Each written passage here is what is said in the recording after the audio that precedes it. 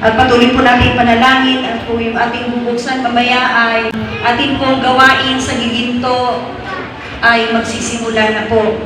At palagi po natin i-shield ng precious blood ng Panginoon Kristo ang lugar na yon, kasi alam naman po natin na ayaw ni Satanas na magkaroon ng mga dambana sa mga lugar-lugar, mga churches sa lugar-lugar, worship place sa lugar-lugar, para makapag-manifest ang kanyang pong gawain. Maghahati po ang kasalanan sa lugar na yun. Kung wala pong dambana o church na maitayo, wala pong mamamagitan sa lugar na yon, at patuloy po ang gawa ni Satanas, ay lalaganap. Amen po ba? Patuloy po ang mga abortions, ang prostitutions, ang mga pagkukulang, ang pag-albularyo, espiritista, agimat, pagmumura, pagsisinungaling, pag-away-away, mga chismis, panirang puri, no? Mga pagsusugal, mga pag-iinom ng alak, pagdodroga, amen, mga galit po, tampoy na nakit, mga division sa pamilya, mga kaguluhan. Yan po yung mga ipinunla ni Satanas sa isang lugar, sa bayan. Yan po ang kanyang misyon, na siya po ay nagpupunla ng kanyang binhi upang siya po ang makapag-maniobra, siya po ang masamba sa lugar na yan. Amen? Kasi po ang lugar na walang Diyos, si Satanas po ang nasasamba dyan. Ang pamilyang walang Diyos, si Satanas po ang nasasamba dyan. Amen? Dalawa lang po yan Satanas at ang Diyos. Kapag ang bayan na walang Diyos, si Satanas po ang nasasamba niya dyan. Amen po ba? Ganun lang po yung ka-basic. Kung ating pong pangalimiin ng malalim sa ating buhay. Kung hindi nag-manifest yung power, yung glory, yung presence ng Lord sa isang lugar, si Satanas po ang manifestation siya nandoon. Amen? Kaya nga po, magsikap po tayo, huwag lang po ako, na nangangarap po tayo na bawat lugar ay magkaroon ng banal na gawain. Hindi ko po kakayanin yun. Amen? Kaya, patuloy po tayong mangarap, magsikap. Amen po ba? Na sasabihin natin sa sarili natin, di na wala naman po confirmation kung tinatawag ako ng Panginoon. Yung hinira nga po pinili sa Book of Acts para po mamamahala doon sa hindi naman po. Yung mga apostle po yun, mga head of the church ang umirang sa kanila. Basta alam po nila puspos ng banal na espiritu. Amen? Hello? Of course, pinag-pray po nila, nilif nila kung sino po ang dapat. So, kung tayo po talaga ay may puso maglingkod sa Diyos, basta mahalaga po may puso po tayong maglingkod. Hindi po sa tayo nangangarap na maglingkod dahil gusto nating sumikat, gusto nating igala, gusto natin tayo yung center of the attractions sa harapan. Burahin po natin yan dahil hindi po tayo sasama ng Diyos yan. Ang mahalaga, meron po tayong puso ng paglilingkod. At yung pusong paglilingkod ng Diyos, yun po yung pinagayaman niya at pinagpapala at inilagay ka sa isang lugar na doon ka karapat-dapat na kahit hindi mo pinapangarap. Amen? Pusong paglilingkod lang ang dapat natin asamin sa ating buhay. Praise God. Palapakan po natin ating Diyos sa buhay. Kasi alam niyo po ba sa Matthew chapter 12, verse 12, basahin niya po natin bago po tayo magsimula. Ito po yung sinasabi ni Jesus Christ.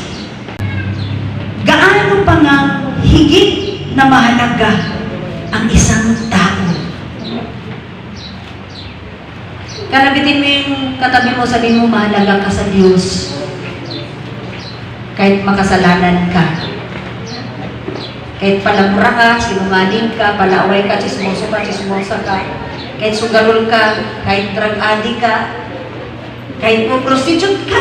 Si Magdalena nga, prostitute, di ba? 7 demonyo ang lumaya sa kanya. Pero mahal siya ng Diyos. Amen po ba? Alam niyo po ba, ang mahal ng Diyos, Amen po ba? Iiwan nga po niya ng 99 na matuwid para hanapin lang po yung isang nawawala. Isang nawawala ha, hindi nagwawala ha. Si iba po yung nagwawala sa nawawala. Amen? So ang sabi po rito, gaano pa ngang higit na mahalaga ang isang tao kaysa isang tupa, kaysa matuwid na gumagawa ng mabuti sa araw ng Sabat. Sa yung kasing sa panahon ng Panginoon Kristo, yung mga sekta noon, mga Pariseo, mga Eskriba, mga tatanda ng bayan, lalo na po yung mga head ng churches, marami silang bawal, mga lituntunin, mga tradisyon. Pero ito'y binasag ng Panginoon Kristo. Amen? At bawal daw gumawa sa Sabbath day. Sabi ni Jesus Christ, kayo mo ba, kapag meron pag isang tupa, nahulog sa isang balon, hindi nyo ba kukunin? Diba? Doon, binibreak ni Jesus Christ yung tradisyon, yung alituntunin. Amen po ba na naglalayo sa Diyos? Kasi itong mga tradisyon talaga naglalayo sa atin sa Diyos. Yung mga sinasabi ng tao, namana ng maraming tao, kapwa-puha, namana. Binibreak na po ito ng Diyos, na-break na po ito sa mga nanampalatayang tunay sa Panginoon Kristo. Amen? Ang sabi niya, di ba kayo? Kukunin niyo yun. Nagpagaling kasi ito si Jesus Christ sa isang, yung lalaking tuyo ang isang kamay. Nung Sabbath day, rest day po siya. Okay? So, yung tupang, kailangan yung ahunin kung mahulog sa balon kahit Sabbath day. Ito pa kayang isang tao na napakahalaga. Higit sa tupa, ang isang tao. Amen po ba? Wala pong pakialam ng Diyos kung mahirap yan. Kung may pinag-aralan yan, amen po ba? Basta tao, mahalaga yan sa Diyos. Hindi po tayo namimili. Ay, hindi mayaman yan, hindi yan marunong mag-offering. Amen? Kasi maraming, hindi ko na nilalahat, maraming churches, narinig ko. Uy, may dinakang, isda, malaki yan. Kasi may dumating kasi isang mayamang umaten. Mayaman siya. Naku, malaking isda yan. Ibig sabihin mag-o-offering yun ng malaki. Sabi ko, uli ng Panginoon Diyos. Paano palang mahihirap? Di ba? Dilis. Diba ibig sabihin noon, bawal yun sa Diyos. Basta isang tao, hindi pa kikailaman ng Diyos yung pinag-aralan mo, narating sa buhay. O anong estado mo sa buhay. Basta tao ka, at tao yan, basta may hininga, mahalaga yan sa Diyos, kaya pahalagahan natin. Amen po ba? Lahat ng tao. Kaya kung meron kang burden, ipanalangin sila, ipanalangin mo. Kasi mahalaga yung mga mahal sa buhay natin, ipanalangin natin. Huwag tayong tatamarin. Araw-araw mo ba ipag-pray? Opo, araw-araw mo yan. Bakit araw-araw nakakasawa, ante? Yung prayer mo kasi kahapon, nung pinag-pray mo sila, good for kahapon yun. Iba naman yan, iba naman bukas. Kaya hindi yan paulit-ulit. Amen? Bakit paulit-ulit ba yung kahapon? Paulit-ulit ba yung ngayon? Kasi may ganyan Bakit kaya? Pag Sabado, ganun na lang. Ganun, lagi na lang ganun. Ang prayer items, 8 yun, ganun paulit-ulit. Bakit? Yung Sabado ang nakalipas, yun din yung Sabado ngayon? Hello? Kailangan basahin natin yung mga katamaran ng panalangin na naipag-pray ko na yan, ipag-ulit na lang. Amen? Yung prayer mo kapatid kahapon, good for yesterday yun. Amen? Kung pinag-pray mo yung family noon, kaligtasan nila, ipag-pray mo pa rin ngayon. Hello? Bukas, sunod na araw, araw-araw, ipag-pray mo yan. Kasi iba-iba ang araw. Amen po ba? Marami kasing ganun pinag-pray ko na yan, ayaw ko lang mangyari at maganap. rin. Amen? At hindi po papasok sa langit ang mga tamad. Amen po ba? So, purihin ang Panginoong Diyos na buhay. Salamat sa Panginoong Diyos na buhay dahil bunga natin mga dalangin. So, ordinary mo ng gawain namin doon. Siguro, kung loobin ng Panginoon ha, kung loobin ng Panginoon na dinadala niya tayo sa lugar, 1 month lang kayo magsimpleng Bible study, tapos pagka consistently nariyan na sila. Kasi pag 10 na po sa isang lugar dumadalo, ano na po, consider na po yan church. Amen. Amen? Yung iba nga, 5 nga lang, church na sila eh. Bito eh, church na, di ba? Consider na po yung church. Kaya, bingis si Satanas. Pero kahit anong gawin ni Satanas, pag nakatakda na ang plano ng Diyos, hindi niya mahadlangan yun. Amen? Palagpakan po natin yung Diyos. Okay, praise the Lord. Ito pong pag-aaralan natin, ito po yung sinasabi ko na, di ba nag-topic tayo about love, about Valentine's Day. So, hindi po natin natapos. Kaya, ito po ay isang continuation about the topic, no, love. So, ngayon po ay ating pong subukang tapusin kung matatapos siya. Okay?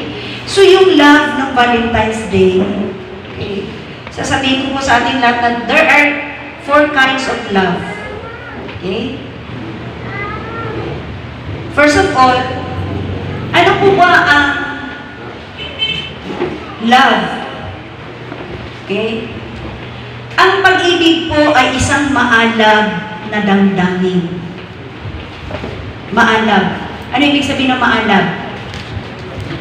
Na nag-aapoy, naglilingas, nag-aalab siya. Okay? Naramdaman po yun ng isang tao. Amen po ba? Okay? Pagmamahal, no? Isang damdamin ng pagmamahal, hindi galit ha. Yun po yung love. Isang maalab na damdamin ng pagmamahal. Amen? Okay? Sa isang tao o mga tao. At ang love po ay, there are 4 kinds of love. Okay? Kasi iba po yung love na, di ba may sinasabi, oh, I love my hair. Di ba? Tapos sinasabi natin, I love my sleeper. I love my mother. I love my friend. Pero love pa rin yan, di ba? Amen po ba? Love. Okay. I love my horse. I love my toys. Amen po ba? Pero love. Okay, isang word lang siya na love, pero different feelings. Amen po ba? Okay? So, titignan natin kung anong uring love ang meron ng Diyos at dapat meron tayo na magiging like God po tayo sa pag-ibig. So, praise the Lord. To express the different feelings of love. Okay? Ito po ang tanda natin. Number 1 kind of love is filio or phileo. Filio, parang Philippine, di ba? Phileo. Okay. Ito po ay love for a friend. Okay? When we say friend, okay? So, kasama po yan ang love for mankind. Amen? Kasama po yan, syempre, di ba? Hindi mo naman pwedeng awayin ang lahat ng tao. Different po yan lahat. Amen po ba? Love for mankind. Filio, number 1. Okay. So, may mga different terms po ang pinapaloob doon sa phileo. Yung philos, okay, yun po yung friend. Yung philema, yun po yung kiss for a friend. Hello? Di ba may kiss para sa asawa, may kiss para sa anak, mayroon pong kiss for a friend. Amen po ba? For families. Amen po ba? Okay. So, ang tawag doon pagka meron kayong beso-beso ng iyong friend, ang tawag po doon ay philema. Amen? Amen po ba? O mag-philema tayo, kiss for a friend. Amen po ba? Praise the Lord. Okay, kasama na rin po dyan yung iyon pong ating po mga ka-church mates. Okay. Tapos yung philosophia, love for knowledge. Okay? Kung ikaw ay talagang nagtutuklas ka ng kaalaman, no? Ang tawag dyan ay philosophia. Amen? Minahal mo yung kaalaman. Okay? Dapat po natin mahalin ang kaalaman, di ba? So, yung pong term na Philadelphia, okay, that is love for strangers. Amen? Mahal natin ang mga strangers. Amen? Kagaya din sa ating bayan. Hindi naman natin pwede silang, magpunta ka ng Pilipinas, bumabugin ka namin, Africa ka. Pag yan ay kinaibigan mo, in-entertain mo, minahan mo, that's Philadelphia. Amen po ba? Okay. Yung Philanthropia, love for mankind. Okay? Pag kunyari, ikaw ay humayo. Amen? Nag-Great Commission ka. Hello? Kasama na po yung agape. Kind of love. Pero, meron po doon na love for mankind. Yan po yung Philanthropia. Okay? So, nakuha po ba natin? So, yung mga different po na terms of love. Okay? Expressions of love, yun po yun. Under po yun sa phileo. Okay, yun naman po sterjo. Sa Amerikano ang pagbasa, sterjo. Sa atin naman pag Pilipino, stergo. Storge, mga ganon, okay? This is love of parents, family. Okay? Pagka pinahalagahan mo yung magulang mo, pinahalagan mo yung pamilya mo, yung kadugo mo, basta bloodlines mo. Okay? Ang tawag po doon ay sterjo sa Amerikano, sa ating Pilipino, stergo. Okay? So ito pong mga terms na ito ay mga Greek words po ito. Okay? So, love for parents. Pagka inisip mo yung mga magulang, pagtanda nila, di ba? Nag-aano ka na ngayon, gumagawa ka na, ginagawa ko ito kasi ipiprepare ko yung pagtanda ng aking nanay at tatay, ayaw ko sila magiging kawawa, ayaw ko silang mapunta sa home for the aged, di ba? Ayaw ko lang gano'n. So, pagka meron kang malasakit sa magulang mo at sa pamilya mo, sa relatives mo, kadugo mo, ang tawag doon ay sterjo o stergo. Eh, minanawan po ba natin? So, iba po yung term na tinatawag natin sa love for a friends and mankind and love for the families and for the relatives, no, parents. Yun po yun. So, ang pangatlo po, are you writing it down? Ang isip ko kasi nakakalimot eh. Pero yung ating mga ballpen, hindi naman nila nakakalimot. Are you jotting it down? Okay. Eros.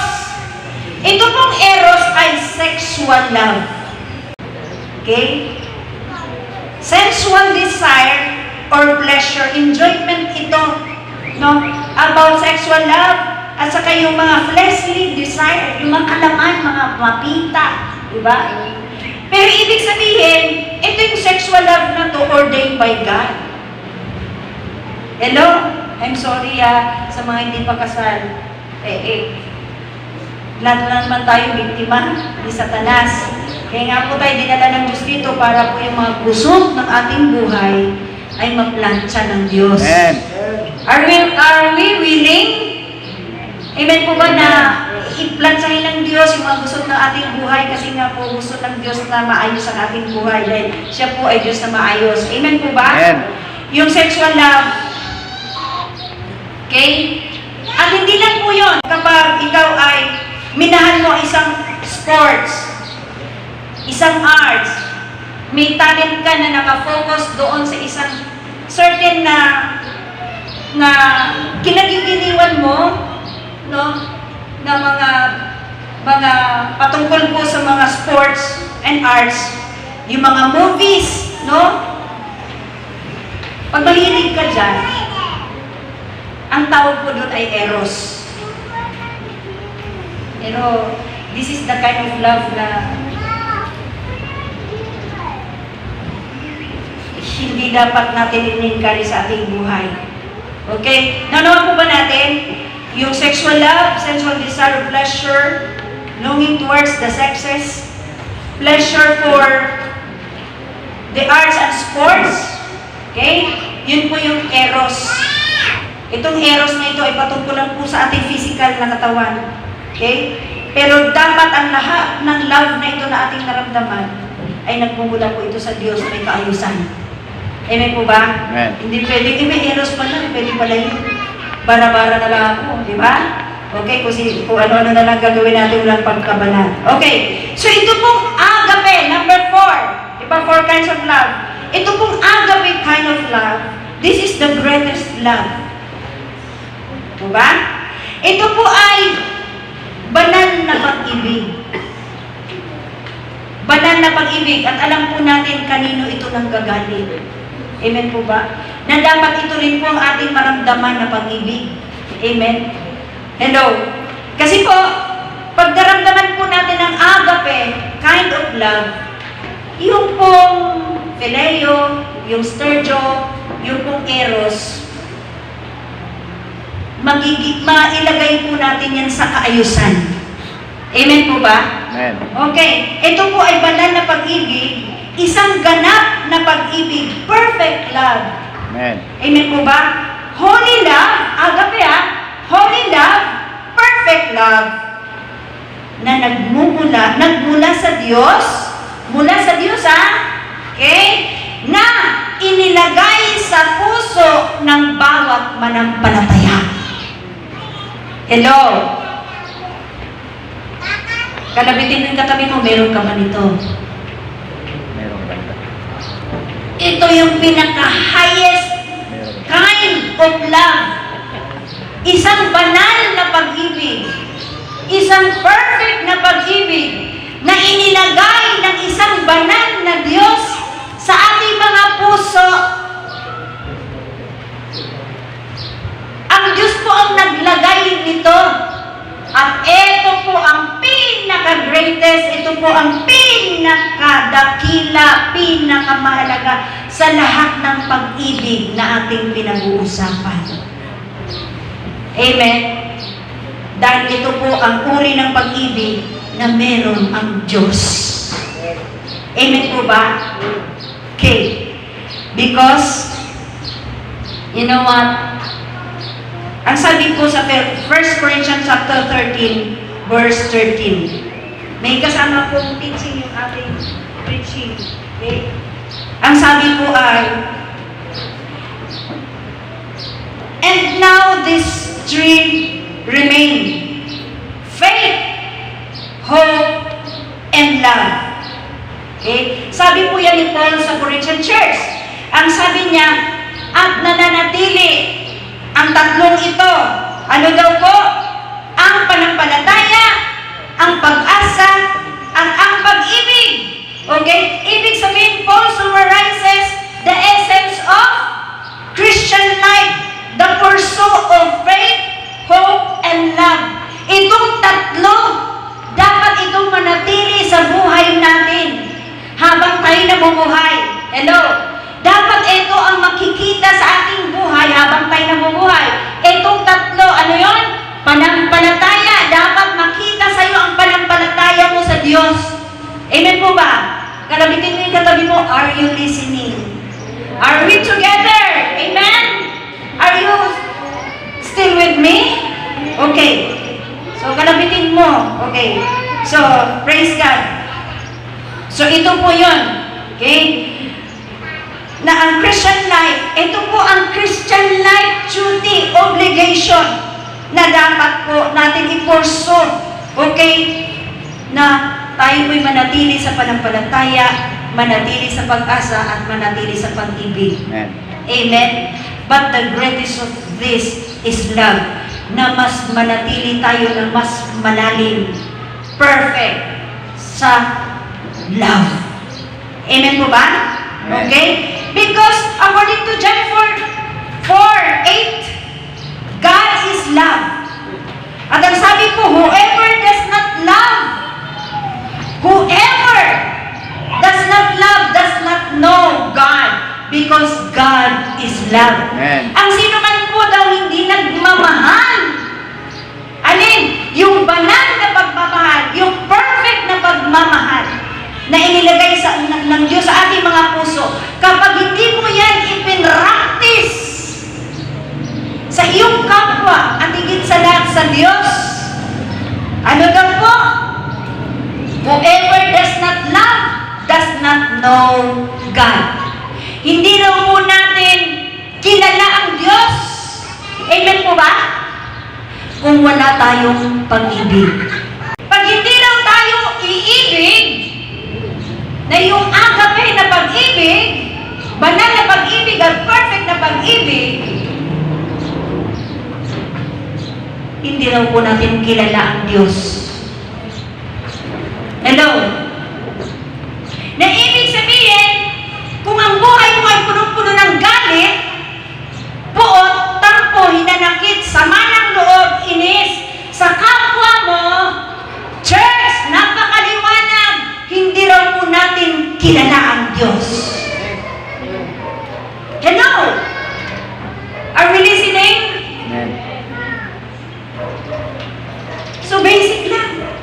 Makilala mo talaga ang Kristiyano, ang tao pong nagpo-proclaim na siya po ay makadiyos, siya po ay mahal ng Diyos, naglilingkod sa Diyos, at siya po ay nasa Diyos. Tapos, marami naman siyang kaaway. Tapos, lagi din siyang galit. Lagi siya nagtatampo. Lagi siyang naiinis. Hello? Kalabitin mo yung katabi mo, ikaw ba to? Kalabitin natin, katabi ko. Ikaw ba yan? Ikaw ba yan? Ikaw ba ito? Ito naman. Hindi sila. Pag ganyan ang nasa puso mo, kapatid ko, I'm sorry. Hindi daw po natin kilala ang Diyos. Bumalik ka sa kabila. Sabihin mo, saan ang binati mo kanina? Kaliwa, ngayon sa kanan ka naman. Ikaw ba to? Kayo ba yan? Kayo ba yan? Ikaw ba yan? Hindi sila. Okay. Yung sa likod naman, ang limunin mo, ikaw ba yan? Oo, kayo ba yan? Hindi na sila. Alam mo, kapatid, napaka-basic ito, napaka-babaw ito pero malalim. Amen. Na kapag ikaw ay walang pag-ibig, alin? Yung phileo, yung eros, salud din naman kasi yung eros, kasi gift naman po kasi ni Lord yung pag-aasawa. Hello, amen po ba? Pag-aasawa, kasala, yun pong sturgeon. Kapag wala ka nitong agape kind of love, hindi mo magagawa yung 3 kinds of love na yun ang maayos sa kapwa mo. Amen? Hindi mo siya mamahal. Paano mamamahal? Paano po mamahal mo yung tatlong love na yun mapunta sa iyo ng maayos? Wala ka nga nitong agape kind of love. Amen? At kung wala ka nitong agape kind of love, kapatid, hindi mo talaga mahal ang Diyos. Hindi mo talaga mahal ang Diyos. Kung sa kapwa mo, wala kang pagpahalaga, sa marriage mo, wala kang pagpahalaga, sa mahal sa buhay mo, wala kang pagpahalaga, anong uri ng pagpahalaga yan? Una, dinadala mo sila sa Panginoon. Hello? Pangalawa na lang pong iniisip mo ang kanilang pangailangan. Kasi ito po yung pinakapuso ng Diyos, maligtas ang lahat. Kapatid, kung ang pinahalagaan mo sa buhay ay yung pagkain lang ng anak mo, pangailangan ng asawa mo, pangailangan na ng pagtatapos ng pag-aaral lahat, pangailangan ng maganda nilang kinabukasan, kapatid ko, that's wrong. Ang totoong pag-ibig, totoong makadiyos na pag-ibig, may totoong pagmamalasakit, true love yung naramdaman mo. Hindi lang yung mga bagay ang pinoprovide mo, kundi pati ang kaligtasan nila. Amen. Kapatid, sayang naman yung mga obligasyon mo. Pinapalaki mo ang anak mo, o ating mga mahal sa buhay, o sino man pa yan, sino yan. Tapos hindi pala natin nadala sa Panginoon. Yung perfect love, hindi natin naibigay sa kanila. Yung pinakamahalaga, hindi natin nabigay sa kanila. Amen? Yeah. Alam niyo po, yung ating po ipanalangin ang pamilya natin, encourage sila mag-church, huwag lang yung bigay ng bigay, bagamat obligasyon natin yun, pero baka masayang po ang ating.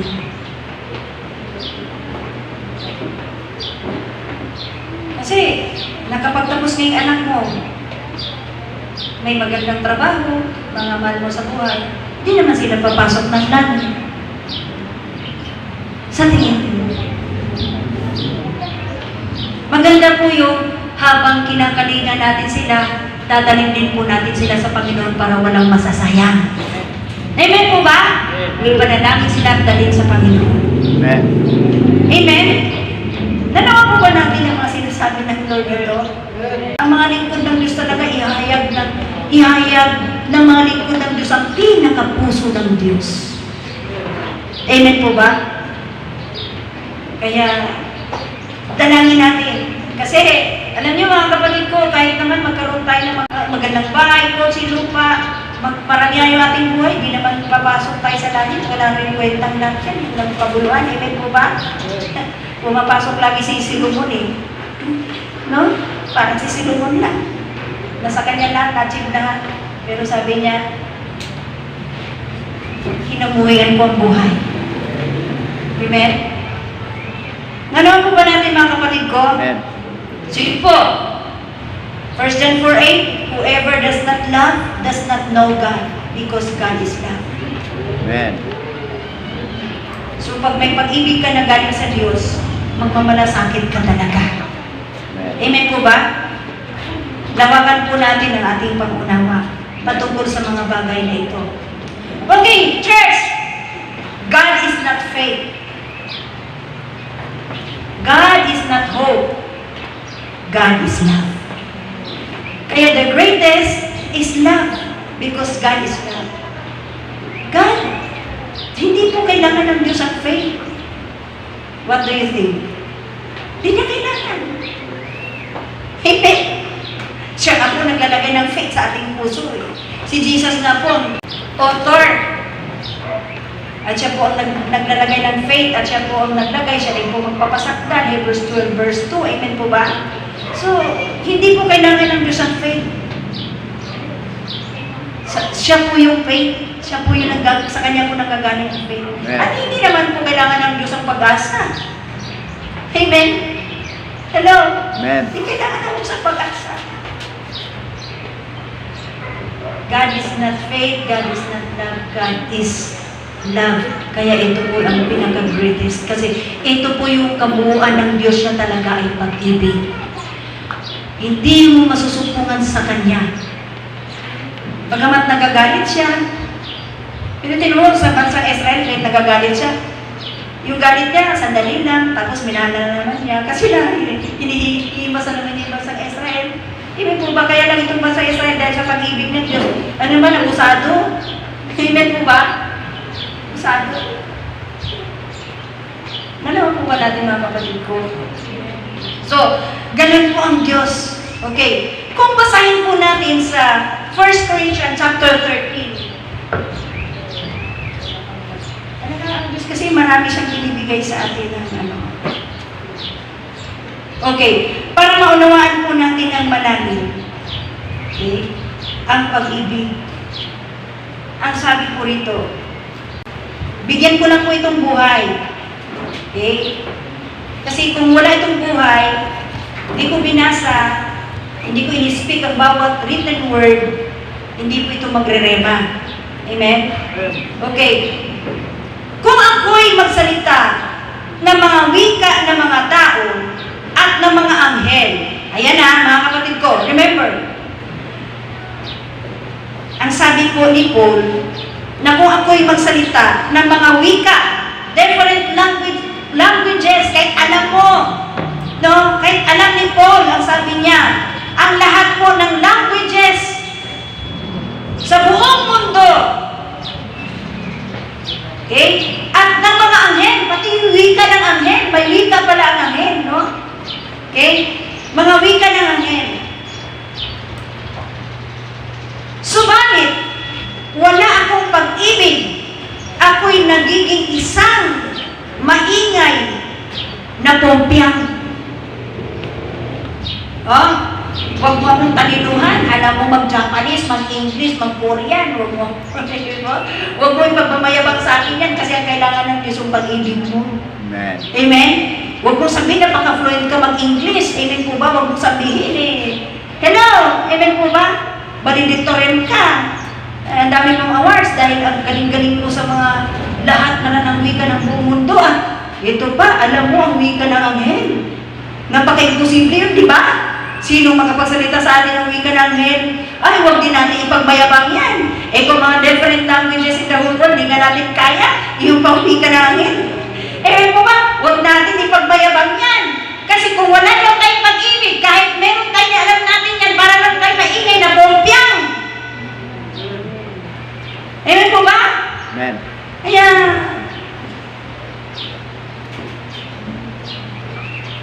alam niyo kung may pag-ibig ka, huwag ka malungkot. Kahit hindi mo alam yung mga bagay-bagay sa mundong ito.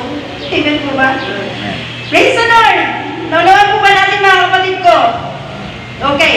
At ang sabi rito sa verse 2, at kung meron akong kaloob, okay, ng propesiya, at naunawaan ko ang lahat ng mga hiwaga at ang lahat ng mga kaalaman. Yan ha, maraming nagpa-prophecy ngayon. Prophesy!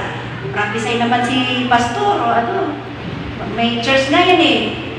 Kapatid, mag-prophesy ka, may propeta pala rito. Prophesy naman. Eh, yung prophecy niya hanggang ngayon, hindi pa rin nangyayari.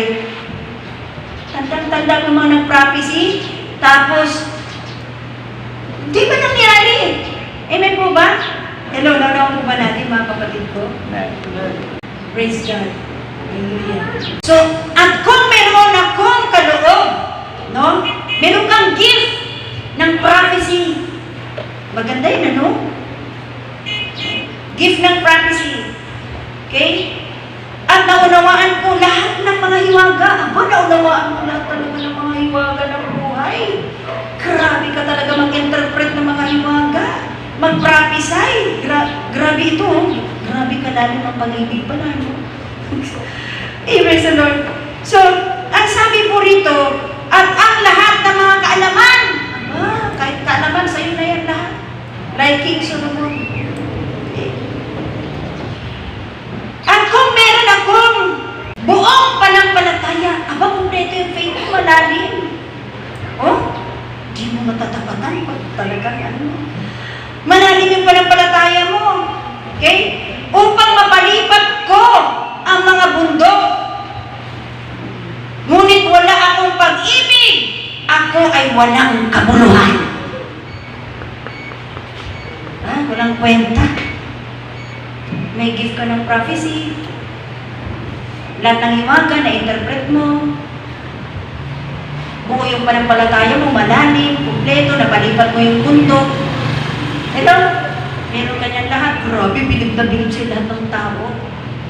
Pero pag nag-iisa ka na ng kaya sa bahay mo, may pag-ibig ka kaya o ano nangyari sa ugali mo? Hello! Pag nasa loob ka na ng bahay mo, sa church, ang galing mo mag-praise, ang galing mong tumayo, ang galing mo. Ang tanong, sa loob ng bahay mo, sa loob ng trabaho mo, negosyo, saan ka naroon? May pag-ibig ka kaya? Walang hihigit sa pag-ibig. Nanawan po ba natin, church? Amen. Ewan po sabihin sa akin, as a Diyos, ang tingin mo sa sarili mo, ikaw na yun, ang kasikat pinakatan niya. Ang feeling mo sa sarili mo, malaya ka? Ang feeling mo sa sarili mo, importante ka? Dapat kang palagahan? Di po. Kapag wala kang pag-ibig, hindi mo kilala ang Diyos. At pag hindi mo kilala ang Diyos, nakikinig po ba tayong lahat? Amen. Kung wala tayong pag-ibig, hindi natin kilala ang Diyos. Amen? At kung meron tayo lahat ng achievements, kung wala tayong pag-ibig, wala tayong kabuluhan. Nanaw po ba natin? Amen. Kaya kailangan talaga natin manalangin ng banal na pag-ibig makarating sa atin. Kasi pag hindi makarating yan, pag hindi mo yan na-exercise sa buhay mo, hindi tayo papasok ng langit. Kasi yung pupuntahan natin, Diyos ng pag-ibig, puro pag-ibig ang nandoon. Punong-puno ng pag-ibig doon. Tapos wala ka noon. Paano tayo papasok ng langit yan? Amen po ba? Amen. Nanonood po ba natin mga kapatid? Amen. Pero natututo naman po ba tayo? Tagos naman sa ating kaluluwa. Amen. Diba? Kailangan pa nag-aaral tayo tagos sa ating kaluluwa, buto-dugo naman.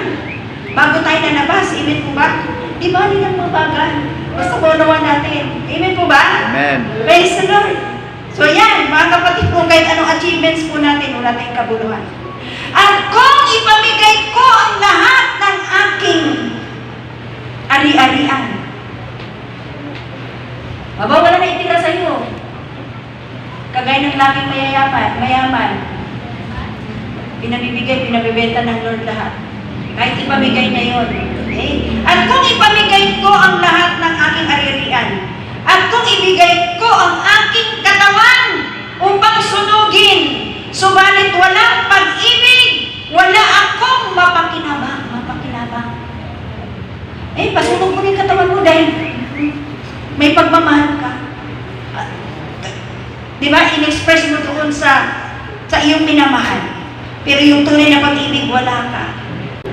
Kahit ibigay mo lang ng pera mo. No, kahit mag-donate ka pa, no, maraming kang binibigyan, no? Kagaya ng mga artista, narinig ko yun eh. Ito, inilalaban ko to para sa isang charity. Di ba? Maganda po yun eh. Pero sana po yun ay bunga ng pag-ibig. Pag-ibig na perfect love, holy love. Amen po ba? Pero kung bunga lang ng pag-ibig dahil doon sa yung storge, phileo, at eros, hindi po. Kaya wala rin kabuluhan. Amen po ba? Ano po ba natin? So, ipagpatuloy po natin. Okay, praise the Lord. Kalabitin mo ang katabi mo, natututo ka ba? Kailangan mo kasi umibig. Ito po ang pag-ibig. Amen. Ang biblical love. Ito po'y galing sa Diyos, inilagay sa ating puso, na ito po ang mag-manifest sa ating buhay. Ano po ang pag-ibig? Ang pag-ibig ay matiisin. Amen. Okay.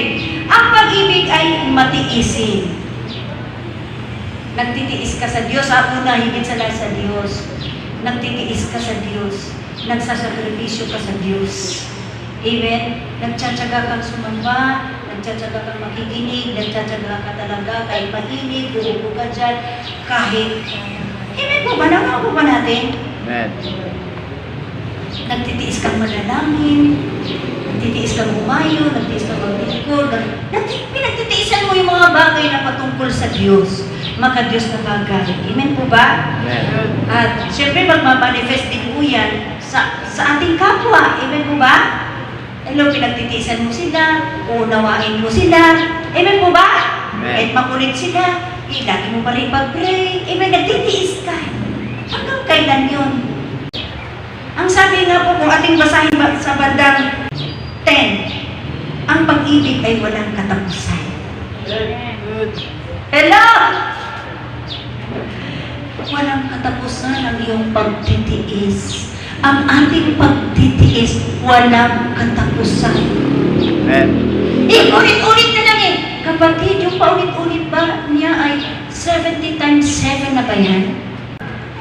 Yung paulit-ulit ba na usapin ng kanyang kwento, ng kanyang buhay, ng kanyang kakulitan, ng kanyang kasakitan, ng pagbibigay ng ulo sa'yo, 490 times na ba? Baka naman wala pang 100. Hello? Diba? Hello? Kaya nga, minsan, Lord, hindi ko na may pag-pray yung taong to. Panginoon, ibibigay ko na ba ito sa jablo? Pero minsan, pag nagpe-pray ako, sasabi na lang sa isipan ko, Panginoon, pagkabagan niyo po, bigyan mo siya ng lakas, Panginoon, mapagtagumpay ng kasalanan. Hello! Kasi yun ang binibigay ng Holy Spirit sa ating puso at isipan. Panginoon, sobrang kulit na talaga to. Nagmamayabang, nagmamataas na to sa'yo. Kinalimutan ka nito. Lord, ipag-pray ko pa ba ito? Alam mo, may ganyan din akong question sa Lord. Panginoon, parang nakakapagod natin pag-pray ng tao ito eh. Bigay ko na kayo sa Diablo. Pero minsan naman talaga, kasi mahalaga sila sa Diyos, sasagi at sasagi pa rin sa kaisipan dahil in-inject ng Holy Spirit. Amen? Amen. Para intercede. So, ibig sabihin ko mga kapatid ko, kung ang tunay na pag-ibig, agape kind of love ay nasa puso natin lahat, nagtitiis tayo. Hanggang kailan, walang katapusan. Eh, paano pag dinabago? Para na rin sa sarili mo yan. Ikaw nakatupad. Kung ayaw nila magbago, sila, pahala sila. Basta ikaw nakatupad. Amen. Tanawa ba natin? Minsan hindi sila eh. Ikaw ang issue. Eh, yung katabi mo, pagtiisan mo lang yan. Tingnan mo sa mala. Pagtiisan mo lang yan. Yung pamilya mo makulit, pagtiisan mo yan. Eh, talagang pagtitiisan mo yan. Eh, ginawa mo yan, kinuha mo yan, binan mo yan, pagtitiisan mo yan. Amen po ba? Hello? Pagtitiisan mo yan. Ako ngayon, nagtitiis din ako eh. Nagtitiis din ako. Amen? Alam nyo, kung wala akong agape love, wala akong rito ngayon. Ang agape kind of love ang nagtayo sa akin rito. Pero because of the agape kind of love na inilagay ng Diyos sa puso ko, nandito ako ngayon. Amen. Ang Diyos pa rin yun. Amen po ba? Matiisin. Take note ha. Saan ka magtitiis? Yung katrabaho mo, kanegosyo mo, lahat. Pagtitiisan mo. Pag nagtiis ka, at sinusunod mo ang kalooban ng Diyos, aba, panalo ka. Bakit? Wala kang problema dito. Amen? Walang kaso dito, walang bigat. Kasi ginagawa mo yun dahil sa pag-ibig. Hindi mo ginagawa yun dahil gusto mo lang maging close kayo, maging sikat ka sa Kanya, o igalang ka, o anumang motibo mo. Nagagawa mo yan dahil sa pag-ibig. Nanawayo po ba mga kapatid ko? Amen. Na lahat ng ating ginagawa rito, sa Panginoon, sa pamilya, alam niyo, masaya kaya ang buhay. Ako masaya ako eh.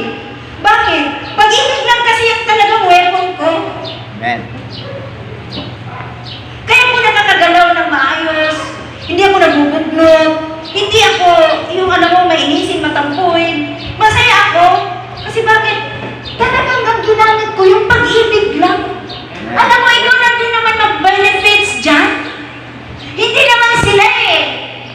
Bonus na lang yun. Amen po ba? Ang unang-unang makinabang ay ikaw. Giginhawa ang buhay mo, pakiramdam mo. Amen po ba? Pagkapakan po natin ang Diyos. Kaya ang pag-ibig na pangalaga. Amen. Amen? Yung kaaway mo, ibigin mo yan. Kaya nga, Kristiyano, walang kaaway. Amen po ba? Amen. Kung pag-ibig talaga naghahari sa'yo, wala kang kaaway. Kasi bakit hindi ka naman papatol eh? Kasi bakit ka papatol eh? Pag-ibig niya naramdaman mo sa Kanya eh. Amen. Kasi nga, ang Diyos nga na sa'yo. Mga Diyos ka, tapos may kaaway ka? Ay, questionable yan. Dapat wala tayong kaaway. Higit sa lahat, wala tayong inis. Wala tayong tampo dito. Wala tayong inanakit. Amen po ba? Kasi kung ang Diyos nakatira talaga sa puso mo, pag-ibig ang naghari sa puso mo. Amen. Amen? Kaya lagi mo siya sabi, kung ang pag-ibig naghahari dyan sa puso mo, dahil nandyan ang Diyos, kamo, amen po ba? Hanapin mo yung galit. Hanapin mo yung puot, yung tampo, hinanakit, sa manang. Hanapin mo kung nandoon ang Diyos. Nandoon ang pag-ibig, hanapin mo. Meron ka bang makita? Pag may makita, ay questionable yan. Problemang malaki yan. Sasabi tayo dyan. Kasi ang tungkulin natin sa 1 John 4:7, love one another. Amen. Sino yung another? Lahat. Love one another. Lahat. Upo, lahat. Kahit kaaway mo, kasama doon. Amen? Kaya lang nyo, ulang po talaga tayo Siyempre, nagagalit tayo, naiinis, nabubugnot, nagtatampo. Di ba? Pero lagi ko sinasabi, dapat segundo lang yan. Pagkatapos, i-cast out muna. Amen po ba? Alam po ba natin? Kasi napakahirap kaya mabuhay na may ganyan. Aatakihin ka sa puso. Magkakasakit ka sa puso. Lalaki ang puso mo kasi ma-high blood ka. Pag malaki ang puso mo, mahirapan kang huminga. Amen po ba? Bawal ka ngayon matulog na walang unan kasi malulunod ka. Hello, amen po ba? Amen! Para masaya ang buhay, love lang. Amen. Para kanino? Sa kaaway. Sa makukulit mong mga kasama sa bahay, sa trabaho, sa negosyo, sa lahat. Okay, church! Tayo po ba'y nagdi-decide na uuwi tayo na pag-uwi ko sa bahay, magtitiis na lang ako? Tayo po ba'y nakapag-decide? Pagtitiisan ko na lang yung kaaway ko, nagkakaiinis ako. Pagtitiisan ko na lang yung Di ba? Ibig po ba? Amen. Pagtitiisan ko na lang itong asawa ko. Pagmahalin ko na lang siya, bahala na. Yung anak ko makulit, bahala na. Amen! Hello! Amen. Gampanan mo para sa iyo. Para sa kalayaan mo, kaligtasan mo, nasusunod mo ang kalooban ng Lord. Eh ano nga, di ba sila kikinig? Ang tagal ng panahon. Huwag kang mag-alala. Hello, relax ka lang. Amen. Kasi natupad mo ang utos ng Amen. Diyos ng umibig. Ang laki ng problema mo kung hindi ka pinakinggan. Ang laki ng problema mo kung hindi ka minahal.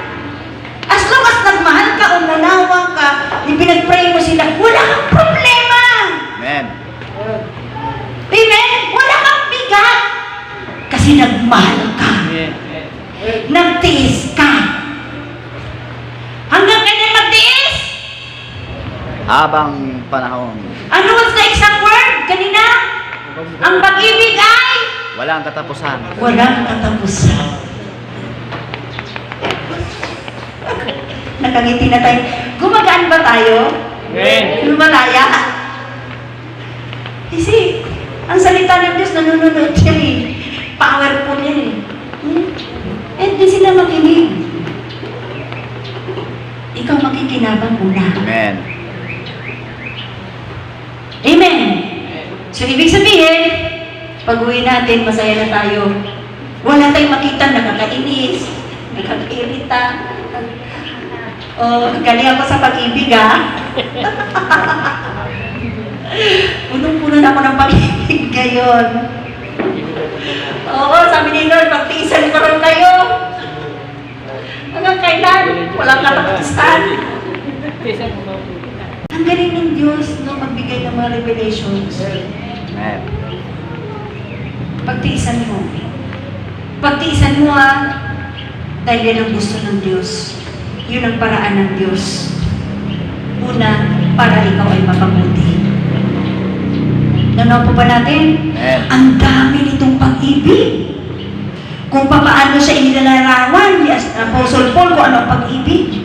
Nandito pa lang tayo sa matiisin. Pero, paglabas natin rito, nag-decide ka na ba magtiis? Aba, pag nag-decide ka na magtiis na, ikagagaan mo yan ang buhay mo. Amen. Diyan pa lang sa matiisin na yan na walang katapusan, panalo ka na! Amen. Marami pang susunod!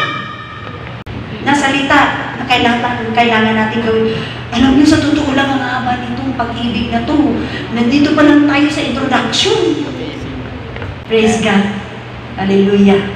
I believe in my heart na God is freeing us to all our burdens sa loob ng tahanan, sa negosyo, sa trabaho, sa lahat ng kinakarap nating tao sa ating mga kaaway.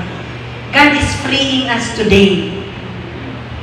Pinapagaan po niya ang ating buhay dahil mahal tayo ng Diyos. Amen. Kasi ikaw ang masugid na umuupo sa Diyos. Kaya ikaw ang pinapahalaga niya. Hindi ka mapipressure sa kanila, sa loob at labas ng tahanan, pati sa church. Bakit? Kung daladala mo ang pag-ibig, napakagaan. Pag-ibig lang ang susi ng lahat. Ang magbubuklod sa ating lahat. Kasi pag walang pag-ibig, di ka naman magbuklod eh. Ay! Hiwalay sa di color ang puti! Magde-decide ka na ngayon. Hiwalay na! Hiwalay na! Diba? Pag-hiwalay na. Kasi nga walang pag-ibig. Kung anong kinukonfess mo, wala kasing pag-ibig. Pero pagka kahit galit na yung puso mo, kung may pag-ibig ka, kasi ginagalit ni Satan, pag may pag-ibig ka naman, wala namang mangyaring hiwalayan eh. Amen?